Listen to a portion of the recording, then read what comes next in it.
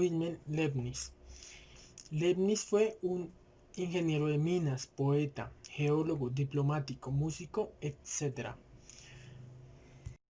Nació el 1 de julio de 1646 en Leipzig, Alemania, en Sajonia.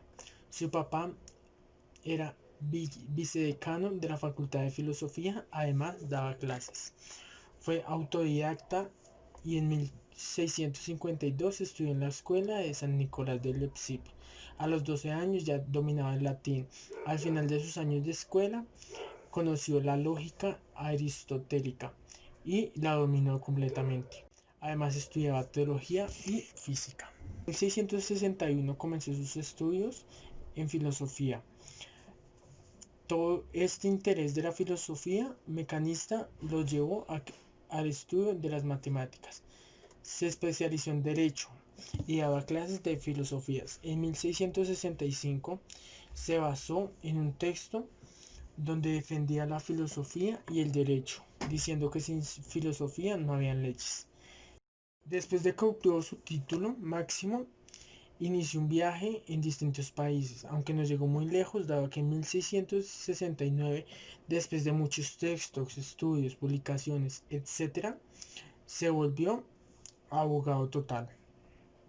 Después de que lanzó este texto, falleció su mamá en 1668. Leibniz apoyó todo el tiempo las academias del siglo XVII y las nuevas academias. Además, en 1700 fue jefe de la Academia de Berlín. Allí hizo bastantes actividades cuyo objetivo fue la financiación de la misma academia. Leibniz en 1710 unió muchos de sus textos y los publicó. Allí publicó textos de matemáticas, mecánica, física y más. Leibniz inventó la Stahlfeder, como la denominó, la cual fue una máquina basada en la máquina de Pascal, donde hacía muchas operaciones más avanzadas como multiplicación y división. La invención de esta máquina fue bastante compleja, tanto que después de muchos intentos, su invención fue todo un éxito. Esta máquina más adelante la planteó en binario. En 1676 se volvió consejero de la Casa Hannover, empleo que mantuvo mucho tiempo.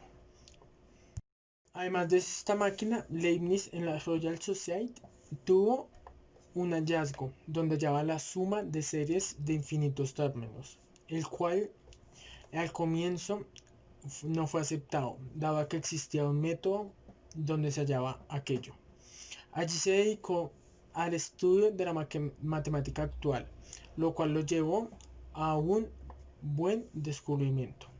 En 1675, cuando tenía tan solo 29 años, planteó el teorema fundamental de cálculo basado en sumas y diferencias de sucesiones.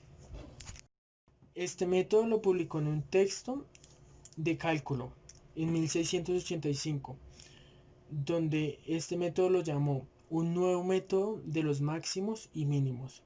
Este método muchos dicen que el cálculo se debe a Newton, además muchos dicen que el cálculo se debe a Leibniz. Lo que sí sabemos es que ambos están basados en los mismos fundamentos. Este nuevo cálculo que inventó Leibniz tuvo bastante disputa, dado que muchos decían que el cálculo lo ha inventado Newton, los ingleses, y muchos decían que fue Leibniz.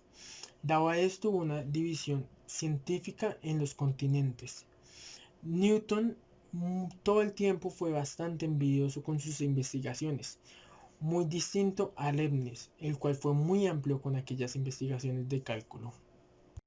Los que más apoyaban a Leibniz eran Jacob y Johann Bernoulli.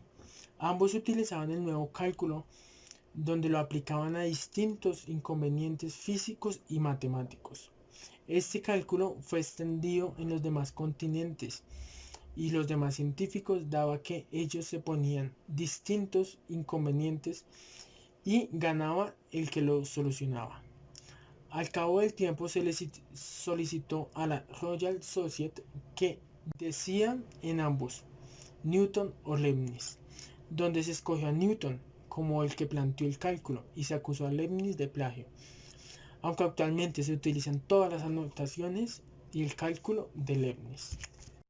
Leibniz manejaba bastantes idiomas: latín, alemán e incluso un poco de italiano. Él impulsó la sociedad alemana. Además, él todo el tiempo planeó una nueva lengua, totalmente matemática. Y en 1678 hizo un texto donde plasmó esta idea. Años después abandonó esta idea y optó en el esquema basado en el latín. Leibniz, además, fue uno de los que inició el sistema binario. Todo esto en 1682. Explicó este sistema en un texto que envió a la Academia de París. Los últimos años de vida de Leibniz fueron duros, dado que éste estaba solo y con la misión que desempeñaba hace años. Leibniz vio cómo fallecían muchos de sus amigos desde lejos, dado que no fue posible la movilidad de él, hasta que en 1716 Leibniz falleció en su casa.